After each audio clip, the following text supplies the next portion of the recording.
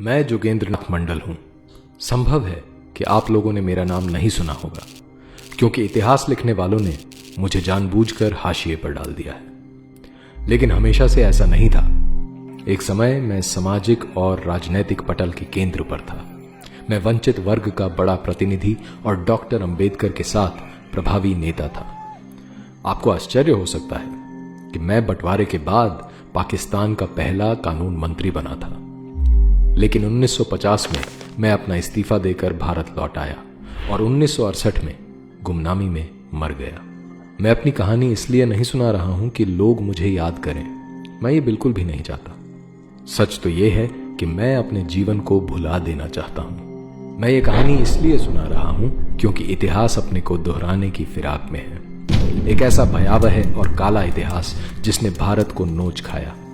मैं उस इतिहास का एक महत्वपूर्ण हिस्सा हूं। मैं इस कहानी की शुरुआत 1940 से करता हूं, जब मुस्लिम लीग ने भारत को तोड़कर मुसलमानों के लिए पाकिस्तान की रेजोल्यूशन पास की। उस समय मुसलमानों के एक बड़े वर्ग को छोड़कर किसी ने इसे गंभीरता से नहीं लिया, लेकिन 2-3 साल में ही स्थिति बदल गई और पाकिस्तान की बात हर जगह होने लगी। पाकिस्तान बनाने के लिए जरूरी सारे मोहरे आजमाए जा रहे थे। उसी समय हिंदू शेड्यूल कास्ट राजनीति भी उफान पर थी। 1942 में डॉक्टर अंबेडकर ने शेड्यूल्ड कास्ट्स फेडरेशन बनाई। मैं फेडरेशन के सबसे प्रभावी नेताओं में से था।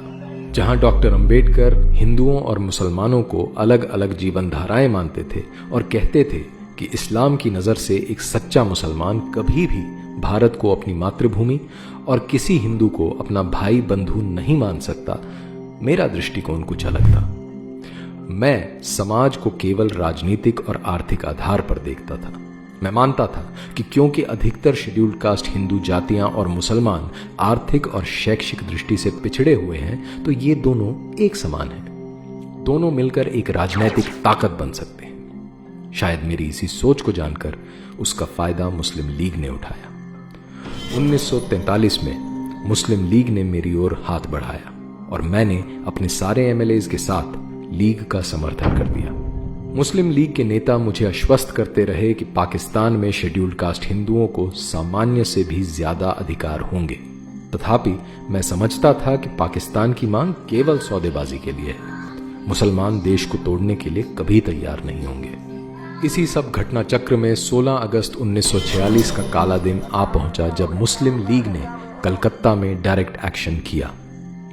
हिंदुओं का भयानक नरसंहार हुआ। गुस्साए हिंदुओं ने मुझे मुस्लिम लीग से अलग होने को बोला, लेकिन मैंने न केवल समर्थन जारी रखा, मैंने शेड्यूल्ड कास्ट हिंदुओं को दंगों से अलग रहने को बोला। इससे हिंदुओं का नरसंहार आसान हो गया। अक्टूबर में नोवाखाली में डायरेक्ट एक्शन हुआ। मेरी खुद की जाति सहित शेड्यूल्ड कास्ट के हजारों हिंदू मारे गए। हिंदुओं का धर्म परिवर्तन और हिंदू महिलाओं के बलात्कार हुए।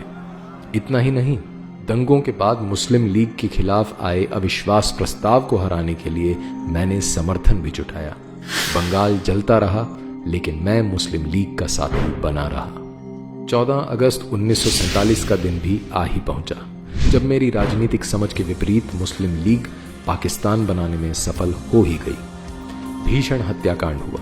देश भर के हिंदुओं ने मुझे बुरा भला कहा, लेकिन मैं लीग और पाकिस्तान के साथ बना रहा।